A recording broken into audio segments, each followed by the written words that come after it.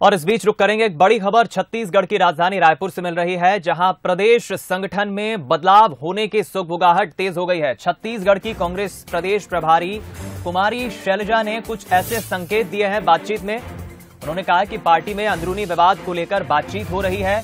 आम आदमी पार्टी की एंट्री से कांग्रेस को क्या फर्क पड़ेगा? कुमारी शैलजा ने कुछ संकेत दिए हैं बातचीत के दौरान। आम आदमी पार्टी की एंट्री पर भी उन्होंने बयान दिया है।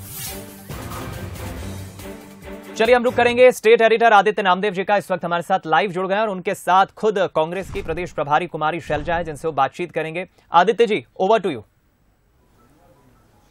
बिल्कुल, धन्यवाद दीपक।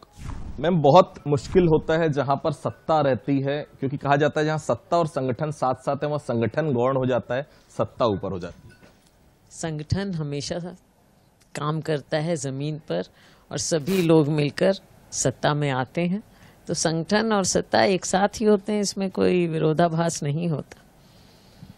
ये भी सुगबुगाहट हो रही कि प्रदेश कांग्रेस संगठन में बदलाव है। मोहन मरकाम की जगह अमरजीत भगत का नाम आ रहा है, दीपक बैज का भी नाम बहुत तेजी से आ रहा है।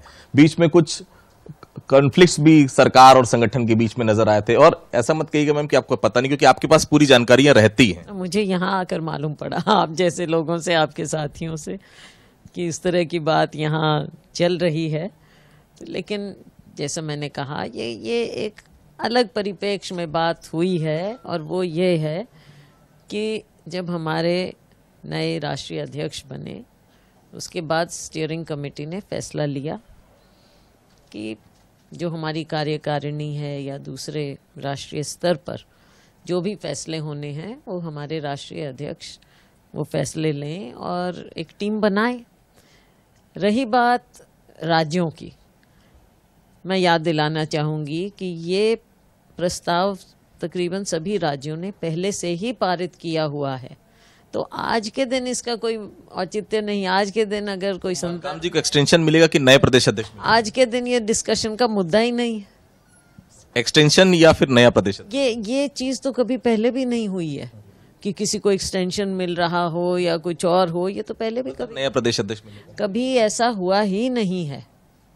नया प्रदेश अध्यक्ष मिलेगा? नहीं, आप मेरे ये इस तरह की बातें करके करना चाह रहे हैं। ऐसी बात, जब ये मुद्दा ही नहीं है आज, तो इसमें हाँ या ना का तो सवाल ही नहीं। बहुत लंबा पॉलिटिकल करियर आपका रहा है। छत्तीसगढ़ के परिप्रेक्ष्य में बात करें तो सबसे पहले विद्याचरण शुक्ल ने नई पार्टी के साथ हो गए, फिर अजीत जोगी ने नई पार्टी बनाई, अब आम आदमी पार्टी मैदान पर आ रही है। और ये बात आ रही है 90 के 90 विधानसभा सीटों पर आम आदमी पार्टी आएगी। चैलेंज है, मानते हैं, तीसरी शक्ति अगर उभर कर आती छत्तीसगढ़ कांग्रेस? मैं नहीं समझती कि कोई चैलेंज है। पीछे आपने देखा भी कि उन्होंने जो मीटिंग की, क्या था उसमें? कुछ भी नहीं है। और वैसे भी ये हाइप ज्यादा इन्होंने क्रिएट किया है, लेकिन गोवा में भी आपने देख लिया और जगहों पर भी देख लिया, कुछ इनका निकला नहीं है। और अभी जो हाल इनके हो रहे हैं दिल्ली में भी, आप देख रहे हैं दिन प्रतिदिन जो भ्रष्टाचार की और दूसरी बातें चल रही हैं। मुझे नहीं लगता कि कुछ यहाँ पर यहाँ की जनता इनका साथ देगी। हाँ, थोड़ा ये हाइप ज़रूर मीडिया के माध्यम से, सोशल मीडिया ऐसी ये चीज़ दिखाते हैं, लेकिन यहाँ के लोग पूरी तरह से कांग्रेस पार्टी के काम को पहचान रहे हैं, हमारी सरकार के काम को पहचान रहे हैं, और हमें विश्वास है कि हमारा काम बोलेगा और हमें फिर से सत्ता मिलेगी। इन्हीं आवाजों के बीच एक आवाज सरगुजा से बहुत अलग तरह की आ रही। 75+ अगर सीट अपर लेकर आ रहे हैं तो फिर बदलाव की क्या जरूरत है? टीएस सिंहदेव अलग तरीके से मुखर हो रहे हैं सरकार के खिलाफ, इसकी भी जानकारी आती होगी? नहीं, ऐसा है, वो खुद बहुत सीनियर नेता हैं और हमारी सरकार में मंत्री हैं, वरिष्ठ नेता हैं, तो मुझे नहीं लगता ऐसी कोई बात।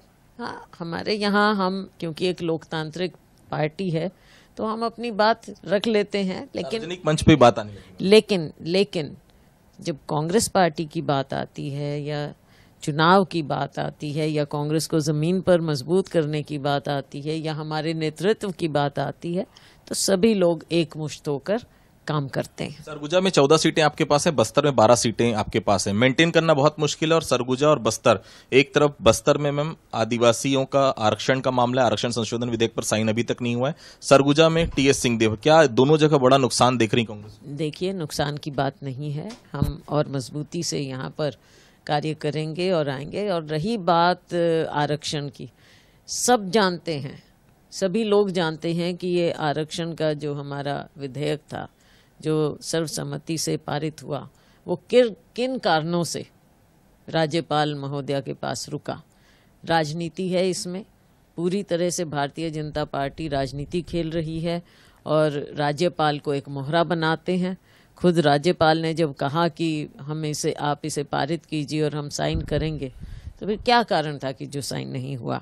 तो ये बहुत सी बातें हैं। लोग समझते हैं कि आरक्षण हम देना चाहते हैं, कांग्रेस पार्टी देना चाहती है, सर्वसम्मति से पारित कराया गया, लेकिन उसके बाद वो रुका कहाँ और क्यों रुका। मेरा आखिरी सवाल था, पार्टी में अंदरूनी कलह थोड़ी ज्यादा बढ़ते जा रही है। बहुत अच्छी 71 का मैंडेट, निश्चित तौर पर आपस में मनमुटाव होता है।